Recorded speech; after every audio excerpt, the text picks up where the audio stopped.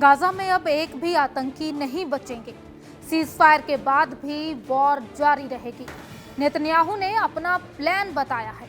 नमस्कार, आपके साथ मैं रुचि। गाजा युद्ध विराम के बीच नेतन्याहू ने कसम ली।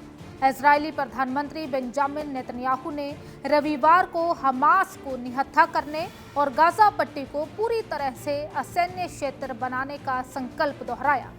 उन्होंने कहा कि उनकी सरकार पिछले महीने लागू हुए सीज फायर के बावजूद बचे हुए आतंकी समूहों को निशाना बनाती रहेगी। न्यूज एजेंसियों की रिपोर्ट के अनुसार नेतन्याहू ने मंत्रियों से कहा है कि गाजा के कुछ हिस्सों में जो हमारे नियंत्रण में है, हमास के कुछ सेल अभी भी सक्रिय हैं और हमें उन्हें व्यवस्थित तरीके से खत्म करना। उन्होंने इसके लिए दक्षिणी गाजा में राफा और खान यूनिस के इलाकों का जिक्र किया।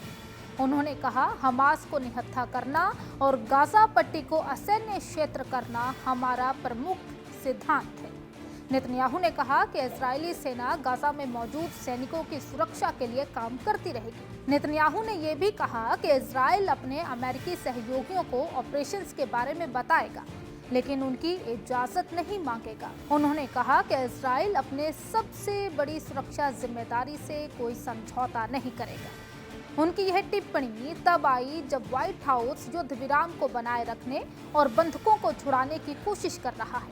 इजरायली हमले जारी हैं, हालांकि उनकी रफ्तार कम हो गई है।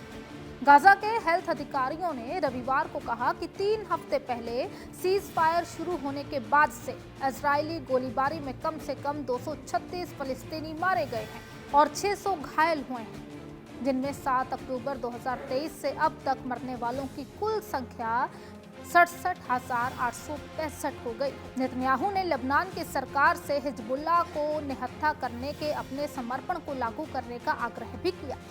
ग्रुप पर फिर से हथियार जमा करने का आरोप लगाया गया और चेतावनी दी कि अगर जरूरी हुआ तो इजरायल आत्मरक्षा में कार्रवाई करेगा।